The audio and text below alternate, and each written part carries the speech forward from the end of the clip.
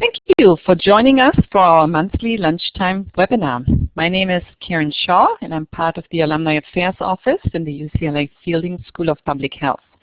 What we hope to do with these webinars is to engage in a dialogue with our alumni and friends and discuss critical public health issues. For those of you that just joined, please set up your audio by going to Tools, Audio, and then Audio Setup Wizard. If you're all set with your audio, please use this time to edit your profile. Simply right-click on your name and fill out the small form with your name and company.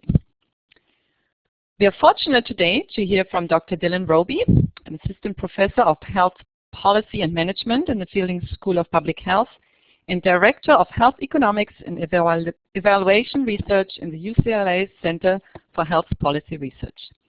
With new coverage options being made available by 2014 in California, the state's insurance market will change, and currently uninsured Californians will seek options to obtain coverage.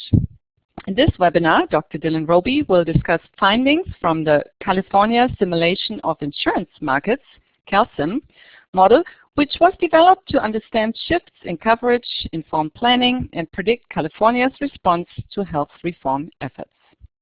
Following the lecture, we will have some time for questions. If you have a question, simply type it in the field at the bottom of the chat window in the bottom left-hand corner of your session. Let's get started. Dylan. Hi, thanks, Karen. Thanks, everyone, for joining us today for the UCLA Fielding School Public Health webinar. And today I'll be talking about a project that we recently completed called Predicting Response to the Affordable Care Act. Specifically getting at the question of how Californians will respond to the new options and requirements for insurance coverage in California, both thinking through what will happen with Medi-Cal as California prepares to expand the program, but also what will happen in terms of the implementation of the health insurance exchanges that were authorized by the Affordable Care Act, and it's currently being implemented through the California Health Benefit Exchange.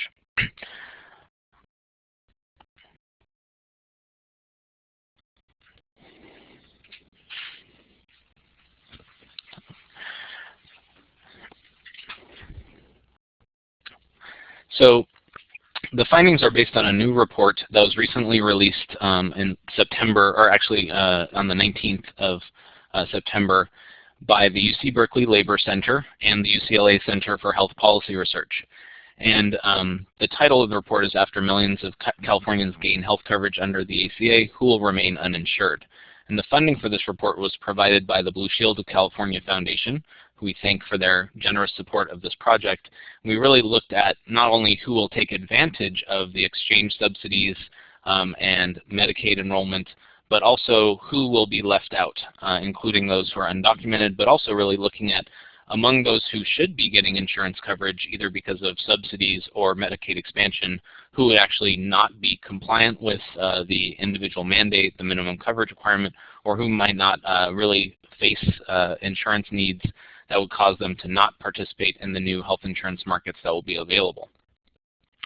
So the really core part of this report is the California Simulation of Insurance Markets model, which was developed over the last 4 years by the UC Berkeley Center for Labor Research and Education, Ken Jacobs and Dave Graham-Squire, Miranda Dietz, and the UCLA Center for Health Policy Research, with myself, Jerry Kaminsky, Zhao Chen, Greg Watson, and several other staff members who are involved in programming and creating this microsimulation model. And this model was made possible by the generous funding of the California Endowment that allowed to work on this for the last 4 years or so, in response at first to Governor Schwarzenegger's reforms, or proposed reforms, to implement universal health care coverage in California, but later on in 2010 as a way to look at how California would be impacted by specific provisions of the Affordable Care Act, as well as previous versions that were coming through the Senate and the House during the ACA's debates. So there's quite a bit of utility in understanding and using microsimulation to understand the impact of the Affordable Care Act. So traditionally, if you're really trying to just forecast the response to a specific law, you might categorize people who might be eligible for specific coverage and just extrapolate how their response might work. In the ACA, as a lot of you know, it's a very complicated law. It's after all was said and done, it was roughly 974 pages of lots of different ways of influencing the healthcare system. And really for this project, we focus on the changes in coverage and the response to new opportunities for joining insurance. And we don't really deal with all of the accountable care organizations or other things going on in terms of quality and cost, but we really focused on the access-focused provisions. That being said, it's still a complex set of policies that we need to be concerned with. And a lot of the coverage expansions that are available for people are conditional upon their specific characteristics. So where they work, where their family members work, how much money they earn, how much money their family members earn, whether they're legal residents or not, and whether they have other offers of affordable health coverage through their employers. So a lot of you know that the law includes a provision that says employers with 50 or more employees are not required, or are required to offer, or they face potential penalties if their employees actually use subsidies to buy insurance through the health insurance exchange. If they have no employee that takes any subsidies in the health insurance exchange, they actually aren't penalized because of the way the law is structured. So you have to understand how employers will respond before figuring out how employees will respond, and their family members might be covered by the changes in the law. In addition, we have a Medi-Cal expansion, or the Medicaid expansion, that is designed to expand Medicaid eligibility up to 133% with a 5% income disregard. So basically a net of 138% of FPL will be used as the threshold to qualify people for Medi-Cal. And those categorical eligibility categories will no longer exist. So it will no longer be that the childless adult population is locked out of Medi-Cal, but that they would be eligible as long as they earn less than 138% of FPL. But it's also constrained to legal residents living in the U.S. for more than 5 years or citizens. So we had to understand how to use individual data to figure out who would be eligible for this expansion versus the undocumented or people who hadn't lived in the U.S. for more than 5 years. In addition, the exchange enrollment and the implementation of the exchange differs by state, and so it's important to think through how California might be impacted by exchange enrollment and creation of the California Health Benefit Exchange, which is designed for legal permanent residents and citizens, where subsidy is based on income from a sliding scale from 2 all the way up to 9.5% for people earning between 100 and 400% of federal poverty level, which is a wide swath of the population. So the CalSIM model is what we arrived at, and really it's a microsimulation model that uses individual data sources to allow us to see changes in employer behavior and individual behavior that could affect premium pricing and acceptance of different elements of the law. So we really break our assumptions into two separate groups, firms and individuals. So firms really represent employers in the state of California, and so that employer response is determined by the change in the cost of job-based coverage if an employer was to offer job-based coverage, and the cost of coverage in the exchange as a comparison point or as a contrast, taking into account the tax benefits, employer penalties that might be influencing the decision, the value of exchange subsidies for employees in comparison to the value of those employer-provided subsidies in employer-provided plans, differences in plan value. So for example, a lot of employers right now offer fairly robust plans if they do offer coverage at all, and they end up being at about 85% of actuarial value or higher, whereas in the individual market you see much lower actuarial value plans where people who buy those plans are often less likely to have protections in terms of cost sharing and consumer protections around out-of-pocket spending. So we actually try to explain that difference in plan value that might exist between the individual and the employer-based market when people are making decisions and when firms are making decisions on behalf of their employees. We then look at employee response to those decisions, and then in a kind of feedback loop and iterative process, we use age and health status of the workforce that complies with purchasing insurance through their employer or going to the exchange and see how it might affect premiums, which then could have a different effect on premiums going forward. On the individual side, we looked at starting source of coverage, so people having a propensity for not having insurance or having insurance for a specific reason. Change in the cost of purchase insurance for each individual, including the subsidy. So we're able to net out the subsidy so it's not the full premium that consumers are faced with, but the discounted premium if they're qualified for a subsidy through the exchange. We also look at the net effect of the minimum coverage requirement or the individual mandate, individual responsibility penalty. Look at household income, which drives the actual subsidy amounts that people are given access to. We also look at health status and chronic conditions as a way of predicting response, knowing that people who have chronic conditions are probably more likely to buy health insurance when offered to them for the same price as someone else who doesn't have a chronic condition and may not find it to be as good of a deal. We also look at English proficiency and other characteristics such as age as a predictor of response. So to give you an idea of the CalSIM process, we start out with a national data set called the Medical Expenditure Panel Survey, or MEPS. And it's a longitudinal data set that's gathered on a panel basis. So we have responses repeated on a monthly basis over an 18-month period for each respondent. And it includes all household members in the data source. So we're using 2004 through 2008 MEPS data for the non-elderly population at the national level, but we have to use it in a way that will allow us to look at the California impact of the ACA rather than the national impact.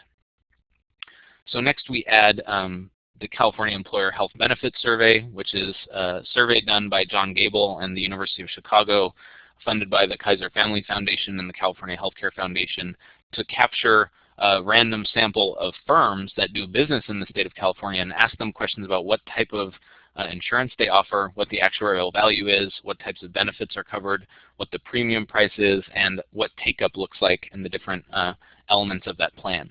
In addition, we use more California-specific data, the Employment Development Department data source from 2007 that looks at wage distribution by size of firm, but also by whether or not the firm offers coverage. So it basically creates a matrix we're able to apply to the MEPS data set to understand the categories that people would fall into within a firm and how the decisions they might make would be represented within a firm's workforce. So using those two data sources, or those three data sources, we assign firms. So each national respondent from MEPS is placed into a synthetic firm that's based on the California firm makeup and distribution and the wage distribution, offering, and other behaviors that are captured in the EDD data source. So we basically we assign each person in MEPS who works into a firm that will make a decision on their behalf in response to the ACA at one point. So we now have individuals who are kind of a combined version of Americans who work in California firms. And to deal with turning it into a California-specific estimate, we create a new data source using these same individuals, but we reweight them to the California Health Interview Survey, which is a product of the UCLA Center for Health Policy Research that comes out every other year with a broad group of households being surveyed. And so we're able to convert that national data set that works in these California firms into a California-specific data source that enables us to look at the California impact. Now, one of the important things here is that the MEPS dataset and many other national sources do not include information on documentation status. They might include information on citizenship, but we don't know about legal residents versus undocumented or unauthorized populations. So in CHIS, we do have a question that allows us to get at undocumented status related to visa status, green card, and country of origin. So we're able to actually fit a regression model that predicts the undocumented status of the MEPS respondents and convert them into a California population. So we're actually able to see the same distribution of undocumented participants and link them to the characteristics that are likely to occur in the undocumented population, so we can see how the undocumented might respond differently than a documented or a citizen population. So this is one of the unique aspects of the model that I think nobody else in the country is really doing right now, and allows us to get a better idea of what's going on in California, knowing that documentation status is a major issue in the state. So we then have this California representative set of individuals that are put out in the private insurance market or in the Medicaid expansion, and we're able to see what type of response they would make based on literature on microeconomics and labor markets. So we have these individuals who are placed into these synthetic firms. So they were each assigned a firm that they work for, but now we also need coworkers for each of those firms. And so we match coworkers from the data set based on the wage distribution data coming from the Employment Development Department, so we can basically see what the response might be in a specific firm, because we know that the actual penalties for an employer are conditional upon some of their employees taking a subsidy if they decide not to offer coverage, or if they don't offer generous enough coverage, that employee leaving the employer market, going into the exchange and taking a subsidy there. So the penalty is not just a straightforward penalty calculation. It needs to have an employee response to actually kick in. So the firm behavior is dictated by this mix of synthetic firms and individuals making decisions related to their insurance status, and whether or not the firm decides to offer employer-sponsored insurance or not offer employer-sponsored insurance. And they make this cost decision based on what makes them better off in terms of the cost of providing coverage as an employer, or dropping their employees, or not offering coverage to their employees and allowing them to buy coverage on the individual market in the exchange or in Medicaid. So in response to that decision by the synthetic firms to offer or not offer, the individuals then make responsive decisions based on what's offered to them. So each synthetic firm is offering a specific premium, specific actuarial value at a specific cost to the individual. And so we compare the cost to the individual in the individual market through the exchange, or if they're undocumented, in the individual market without the exchange with no subsidies, and we compare that to what they would be offered by the employer. And so then we end up with a mix of all of the different decisions that are made possible by firms making a decision to offer, basically providing that decision to the individual to either sign up for insurance or opt out, then allowing that individual to make a second order decision to either buy coverage in the exchange, sign up for Medi-Cal, or stay uninsured. So really it's a hierarchy where the employer is making this decision first, but and pretty much every employee is allowed to make that a decision to stay with their employer if they offer coverage, or face a decision of not being insured because their employer won't offer coverage and going somewhere else. Then people can then sign up for Medi-Cal if they're under 138% of federal poverty level, sign up for the exchange if they're a documented resident who has lived in the U.S.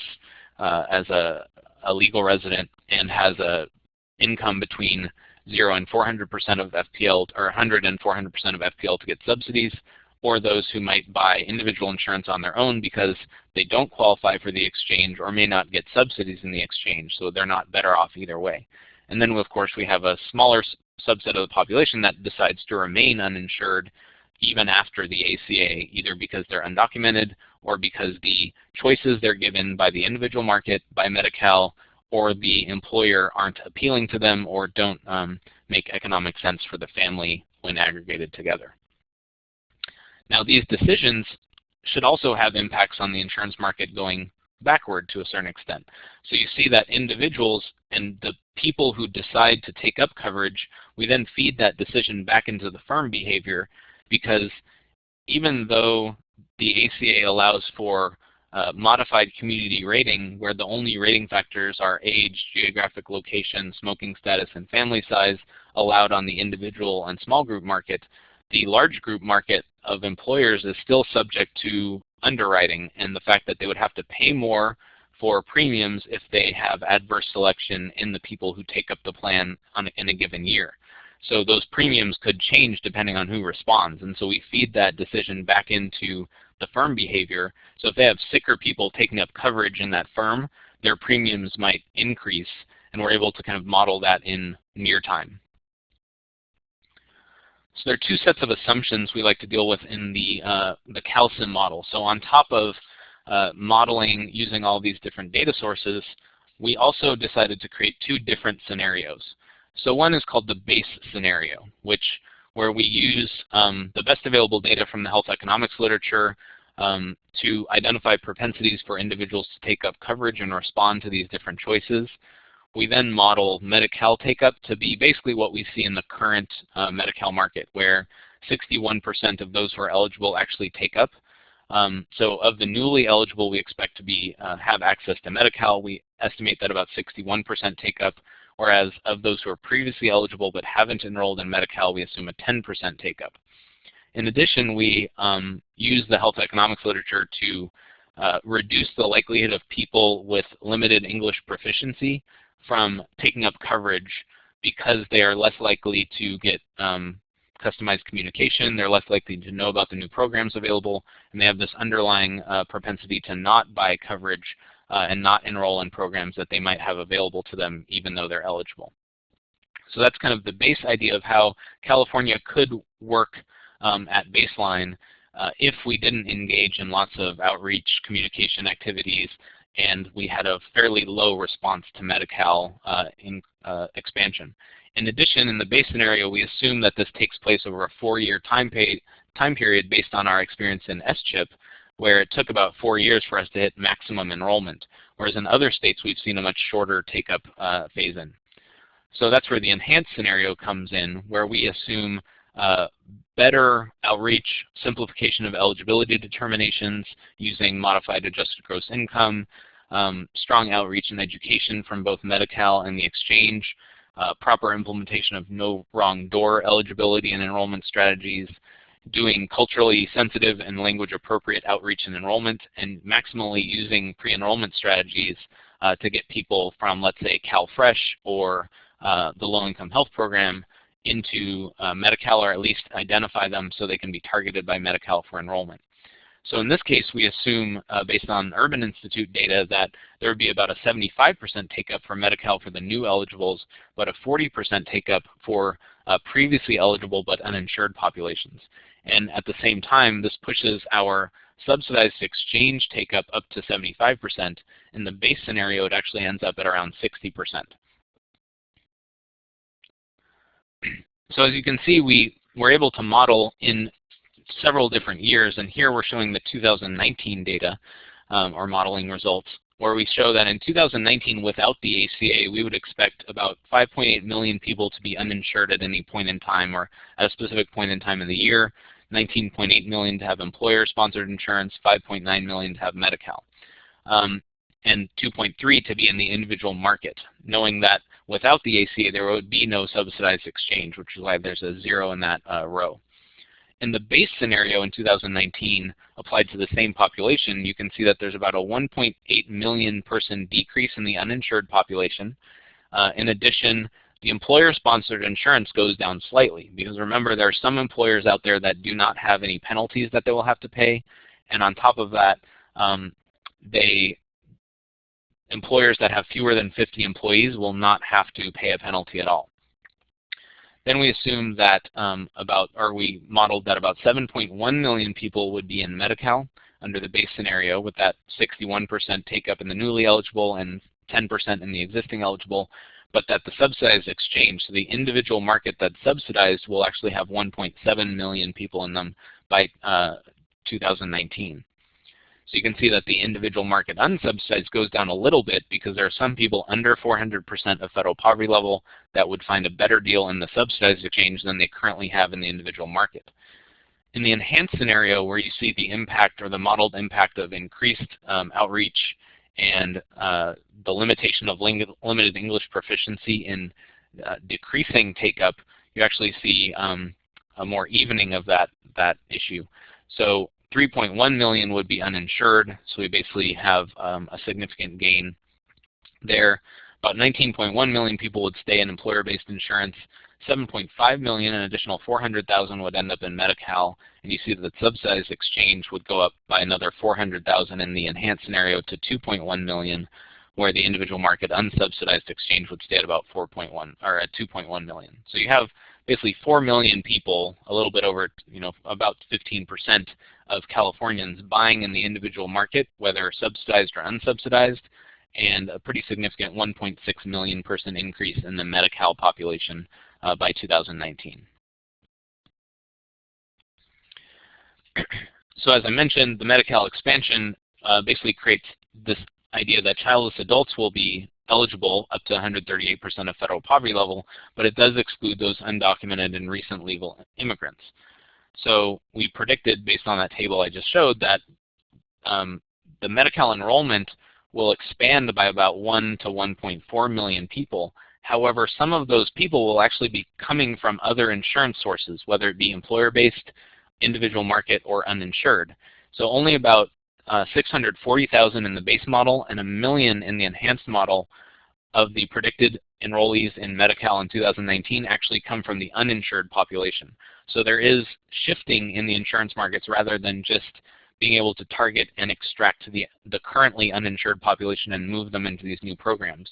There will be lots of response where people who are in different programs will actually move over into Medi-Cal because it might be a better deal. In addition, for people under the age of 19 who are in S-CHIP right now, or healthy families, they would actually be subject to Medi-Cal matching and Medi-Cal rules after 2014, where you'll see part of that population that's currently in healthy families moving into Medi-Cal because of the change in the eligibility threshold.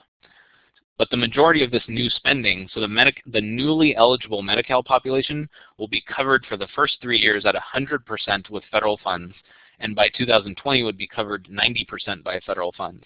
So these new eligibles have a very different impact on state budget than the existing eligibles, who would still be subject to that 50% federal medical assistance percentage that are currently used for the Medi-Cal population. In terms of exchange subsidies, and it's important to think through how the subsidies will impact the population, because we're considering that these tax credits are really only available to people up to the 400% of federal poverty level, and that people do not get subsidies in 2014 and beyond, even if they're under that 400% of FPL, if they have an offer of affordable job-based coverage. So if their employer offers them job-based coverage that ends up being less than 8% of their household income, or I'm sorry, less than 9.5% of their household income, they should stay in that job-based coverage, and they will not have the ability to jump into the exchange with subsidies.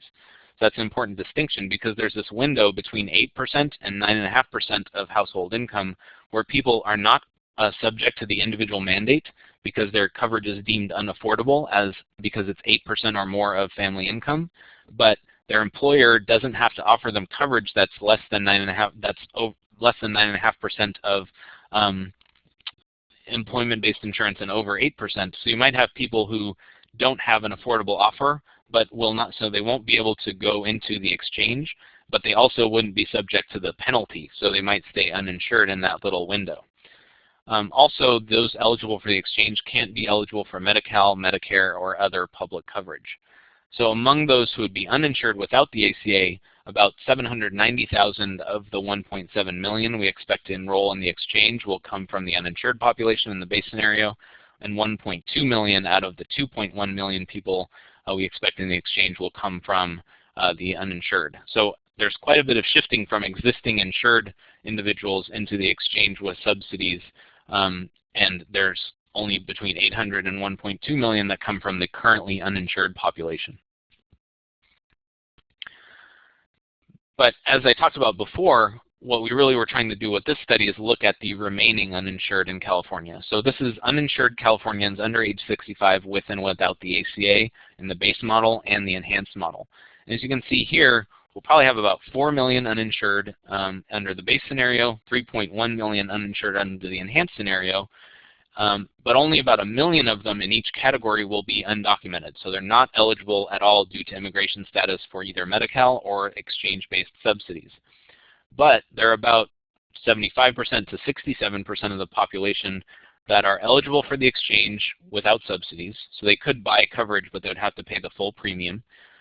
But quite a few, almost half in the base model, are eligible for exchange subsidies or eligible for Medi-Cal, but don't actually take up coverage. In the enhanced model, where we diminish the effect of limited English proficiency and have increased outreach and more culturally competent outreach, you see that only about 37% of those who remain uninsured are eligible for exchange subsidies or eligible for Medi-Cal, but that's still a pretty sizable number of people who should be getting coverage through an existing program at an affordable level, but aren't going to for some reason or another.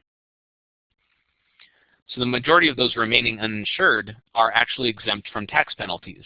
So as we heard a lot about during the Supreme Court debates and during the ACA debates, one of the key components of the law was that there's this individual mandate penalty of $695 per person by 2016, up to $2,085 for a family, or 2.5% of household income. So it's priced at a lower cost than a typical individual insurance plan. But you can see here that only about a quarter of those who stay uninsured in the base model, so of those 4 million people who decide to stay uninsured, only a quarter of them are actually subject to the penalty. And so the other 75% or 72% in this pie are exempt for other reasons. So one is that they're exempt due to unaffordable coverage, 20%. Some are exempt because they do not meet the minimum tax filing threshold. And the rest, the other quarter, are exempt due to immigration status. So really, in terms of doing outreach and trying to get people enrolled, people who are exempt due to low income status should be encouraged to join Medi-Cal because they'll basically have free health coverage due to their income level, but they're sitting it out in the current projection of the markets, and that's what's expected based on our current kind of experience in California. And really, the mandate only represents about 3% of all Californians being subject to the penalty when the law is fully implemented by 2019.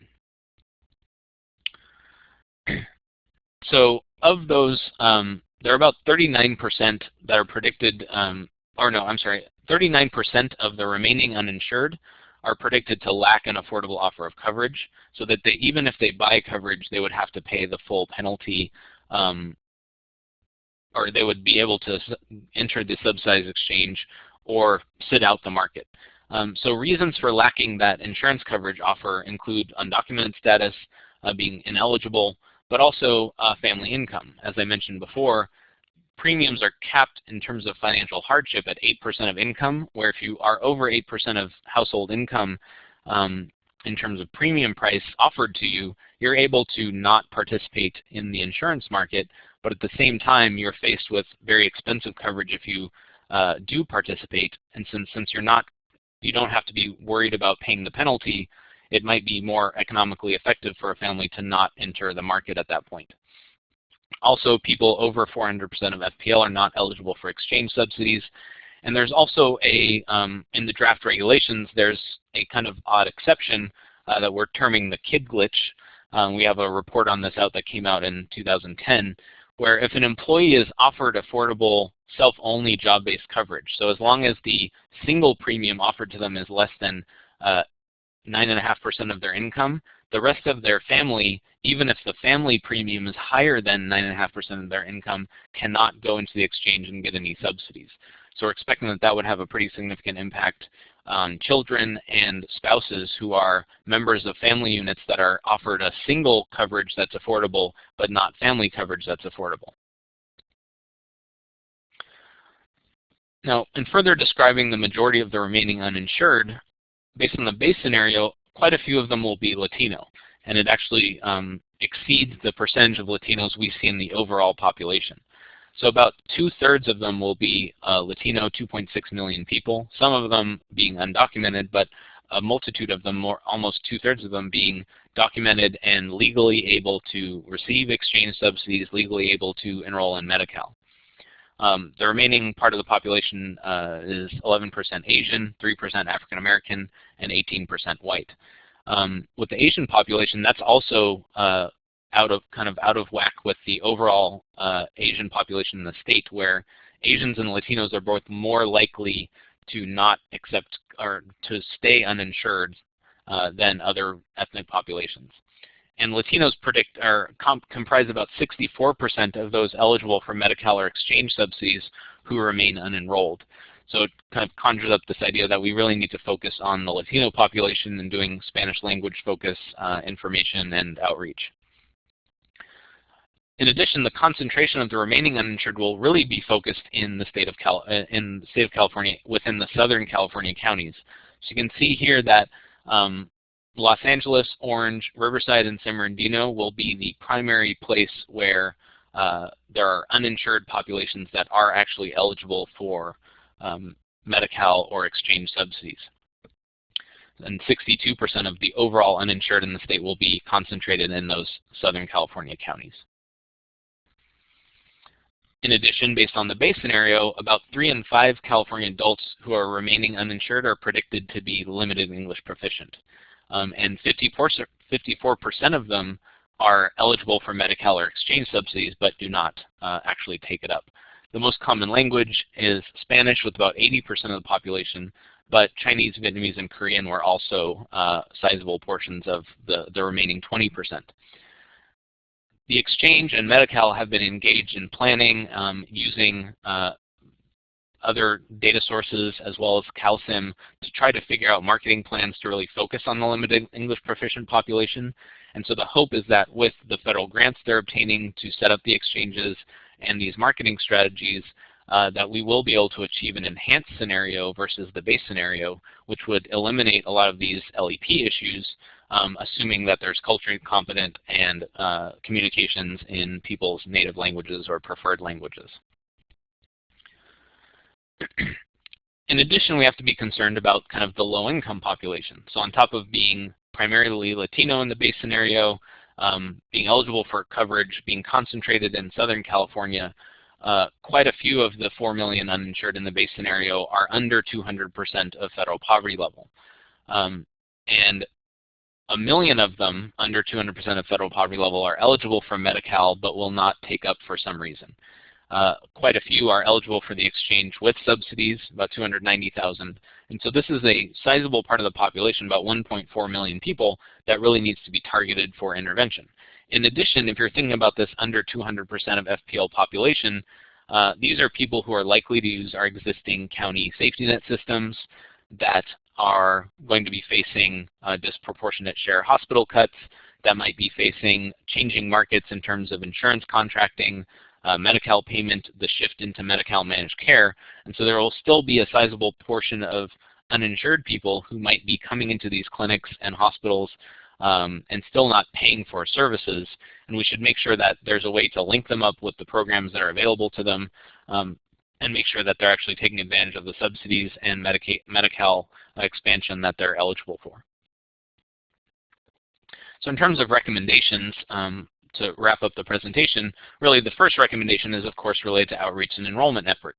So minimizing the number of Californians who remain uninsured and moving us to that enhanced model will really be contingent upon focusing outreach on Latinos that make up about 2/3 of that population, doing language-appropriate outreach and enrollment, doing more focused outreach in Southern California where we expect the response to be worse overall, and figuring out measures to minimize short-term uninsurance, whether it be the recently passed law around making sure that people are notified that they're allowed to get into the exchange if they've had a change in status, making sure people know about the open enrollment process.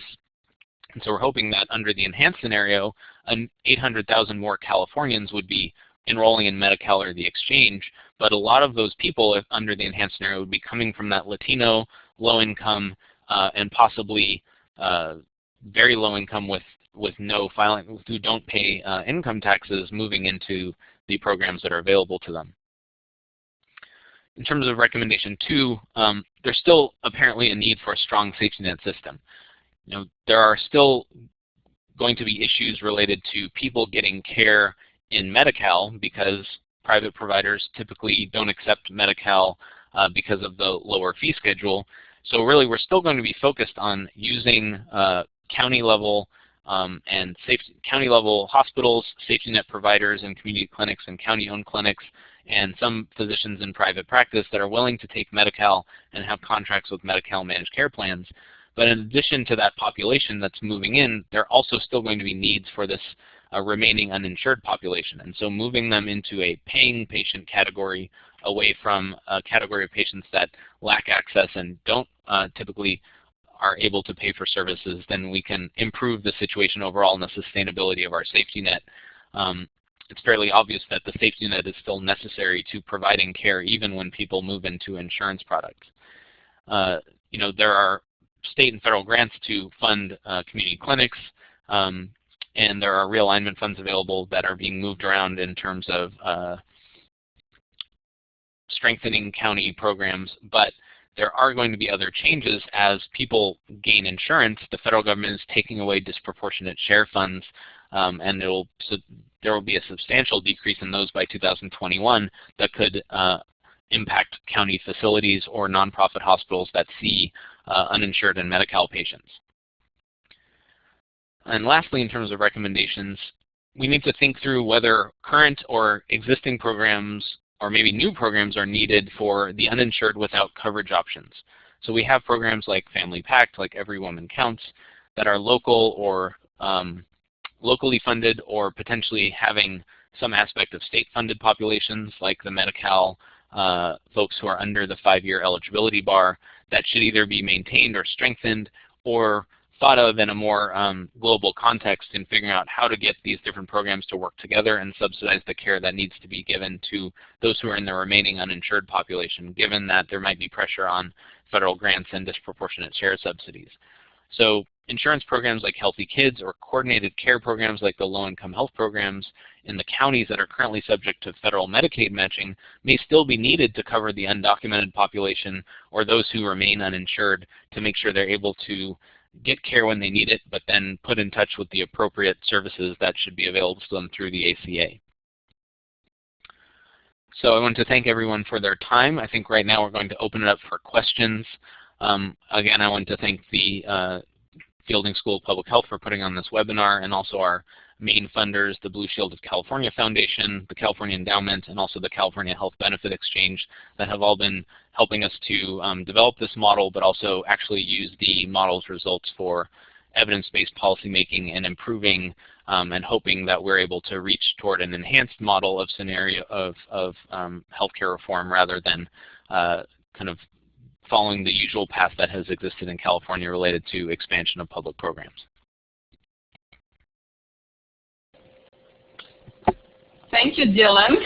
There are obviously a lot of details to this topic, and you might have noticed on some of the previous slides, there is a website for the center, which is www.healthpolicy.ucla.edu, which gives you a lot more details on this.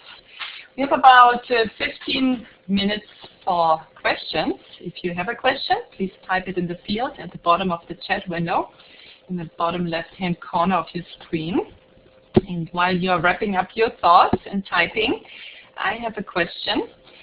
Given that your model presents both a base and an enhanced scenario, do you have any sense of the progress made in the state's implementation of the Medicaid expansion and exchanges? Will we end up in an enhanced world, or is the lower estimate more likely? I think given the current effort and attention to this, and the fact that, you know, DHCS and the exchange were kind of viewed as early adopters of the Affordable Care Act, and even under Governor Schwarzenegger's administration, there was a very there was an implicit idea that they were moving toward Medicaid expansion, that we're probably moving more toward the enhanced scenario. I think one very good example is the fact that there is a Medicaid waiver currently, an 1115 waiver called the Bridge to Reform waiver, that allows for counties to enroll people in low-income health programs that looks very much like a Medi-Cal benefit package and uses similar networks to Medi-Cal networks. And the transition of that population from low-income health programs at the county level to Medi-Cal managed care or Medi-Cal fee-for-service in counties that may not have managed care by 2014 is being very precisely done at the state level in partnership with the counties. So the idea is that counties won't just be telling their enrollees on December 31st, 2014 that you're going to have to go sign up for Medi-Cal on your own. There's this idea that they're actually going to transition this roughly 500,000 person program, the low-income health programs, across all the counties that are participating into Medi-Cal managed care in a very prescriptive, kind of well laid out process. So already when the doors opened on January 1st, 2014 in Medi-Cal, they should have at least 500,000 people enrolled that came directly from those low-income health programs, and they already had a lot of their pent-up demand issues dealt with. They've had a medical home assigned to them for a longer period of time, and they'll have that seamless enrollment. And so you can see that that takes us closer to the enhanced scenario than it does to the base scenario, given that you would have that big group of Medi-Cal beneficiaries moving over pretty quickly in 2014. Thanks so much. We do have a question from George Sarker, a DRPH student at UCLA, and he's asking, in the event that Romney wins, will your analysis still apply to California?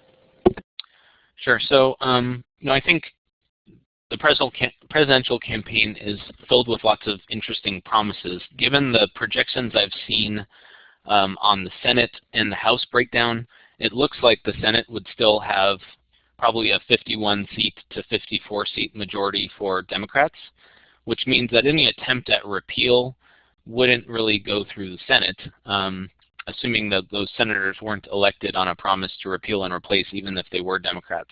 So I don't think that it'll be politically possible for Romney to actually follow through, even if he has a majority in the House and he's able to win the presidential office, with a complete repeal and replace strategy. That being said, Paul Ryan has been very aggressive in the past 2 years and will be aggressive as vice president potentially, or if he continues in his role as House Budget Committee chair, to dismantle parts of the ACA internally through the budget process. So we've seen attacks on the subsidies that are available to people and how much they have to pay back. We've seen attacks on the Public Health and Prevention Trust Fund that include money for workforce involvement and additional training for primary care physicians and public health experts. So if you do see a split House and Senate, and whether it's a Democrat or Republican president, I still expect to see some tension around the budget that's allocated to and appropriated for implementation of the law. But there's quite a bit of money that's already out there for the ACA, and so I don't expect it to go away completely, even if Romney were to win. But there will probably be efforts to change provisions of the law that the administration and a Republican majority House would disagree with. In terms of the exchanges and implementation, since a lot of that is going through the Department of Health and Human Services, the grant decisions, the processes that go on in terms of oversight might be slowed down or potentially be changed a little bit.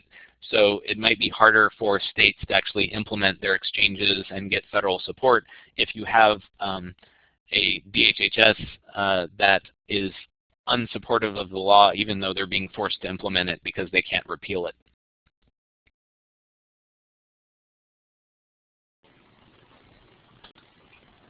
Thank you. I have another question. It seems like a substantial portion of the remaining uninsured will not have an affordable offer of insurance coverage through their employer. How will this affect different groups? Is it because these workers are employed by small businesses, or are they very low income? Right, so actually there's a table in the full report that people could review if you wish, but it basically shows that the majority of people with no offer of affordable coverage really fall into the group that is over 250% of federal poverty level. So the way the premium subsidies are set up in the exchange, if you're earning between 100 and 133% of federal poverty level, your out-of-pocket spending for the premium will be capped at 2% of your household income. So you can see where it would be a very low amount of money that somebody would have to pay to actually get generous coverage, and the federal government would make up the rest of that, that premium. Whereas as you move down the income scale, once you hit 300% of federal poverty level, your premiums are capped at about 9.5% of your household income. So you can see where you are almost paying the full cost of the premium. And so those are the people that may not have an affordable option that's under 8% of their income to buy in the exchange, and they may be more likely to sit it out. So I would say it's really based on that income distribution. So low-income people are far more likely to have an affordable offer because of the fact that the subsidies are more generous for them. Okay, thanks. And George has a follow-up question. Do you see undocumented workers eventually being incorporated in the model down the line? I don't necessarily see that happening, at least in the current political climate. I think it's something that states could potentially consider. So one provision of the law allows for states to adopt their own model of health reform in 2017 or beyond. That could be a single payer style program. It could be something that deviates from the Medi-Cal expansion and the exchange. And so Vermont is already undergoing a process to create exchanges, create a Medi-Cal expansion with the idea that in 2017 they're actually going to seek a waiver from the federal government to allow them to use a single payer model in Vermont and insure everyone as long as they can show that they're in essence budget neutral when you compare what they would have spent under the ACA to what they would be spending with their own homegrown model of health reform. So states do have flexibility. That being said, the ACA makes it very clear that affordable are, the subsidies for premiums and the Medi-Cal expansion does not apply to the undocumented. So if a state decides we should insure the undocumented because it makes more sense for our counties and our state government to have them in a coordinated system, they're not going to be able to rely on federal funds to subsidize that. So it'll be a state-funded only recipe, which is difficult to implement in our current budget situation. Thank you. And does it look like the remaining uninsured have different characteristics than those who will actually buy insurance? So they're slightly different. I think there's some concern that there's going to be a huge adverse selection and we'll have a very sick population in the insured population. But what we actually show in both the base and enhanced model is that there's really no significant change in the gender distribution between those who choose to buy coverage and those who end up remaining uninsured. The average age of the uninsured is slightly younger than in the Medi-Cal expansion or private market among those who take up. But there's no real major change in average health status. And I think single adults make up a large portion of those who get some level of expansion, whereas younger people, especially those who are under 19, are already eligible for CHIP or other public programs. So the issue of newly insured won't be as much of an issue for them. So I don't think the different risk mix makes any of the markets unsustainable under either model, but of course we would hope that the enhanced model brings more people in, makes sure they're getting coverage when they need it, deals with their pent-up demands, and so we do have a sustainable health insurance market going forward in the exchange and making sure that Medi-Cal is able to contain costs. Thank you. John is wondering, why are reform efforts so focused on employer-based insurance, which is an accident of history? Why not eliminate requirements and incentives for employer-based and put everyone in the individual policy market? Well, that's a very difficult and astute question. So, I think a very good history of this is, if people want to read it, I think it was in March of 2010, Atul Gawande from Harvard wrote a New Yorker article on this and why we're doomed to always have an employer-based system, and that Obama could only deal with the employer-based system in making a reform because of the fact that World War II had driven us in a different direction by basically linking employer-based insurance to benefits, whereas the UK had basically been decimated to the point at which the government was the only provider of health care and the only one able to pay for it. So it was an easy argument to make that the UK should have a national health service. So I think that accident of history that was pointed out is a very good point. In terms of this health reform effort, Obama made it clear very early on that if you had insurance that you liked and if you already had insurance through your employer, that you wouldn't have to change it. And he basically promised to the American public that he wouldn't sign a law that would deprive people of that right. And so he kind of constrained himself early on to make sure that employer-based insurance was still a sizable part of the market. That being said, I think the exchange kind of offers an out. So if we do see lots of employers over the years as premiums increase dropping coverage, there at least is a safety net now, but the federal government would have to figure out a better way to make sure those exchanges are sustainable because there would be such an influx of patients. But Ron Wyden wrote a law early on that was circulated that would have gotten rid of the employer exemption for payroll tax. It would have gotten rid of individual employee premiums as a tax-exempt or tax-deducted cost, but there wasn't a lot of support for that in the Senate, in the Finance or Health, Education, Labor, and Pension Committee. So that died pretty quickly, and partially it was probably because Democrats knew that Obama had basically promised, I'm going to do this for under $1 trillion.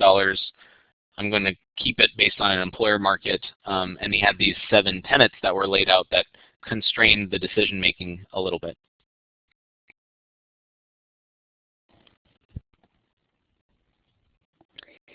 So we are out of time. Thank you again, Dylan, and thank you to all of you for joining us.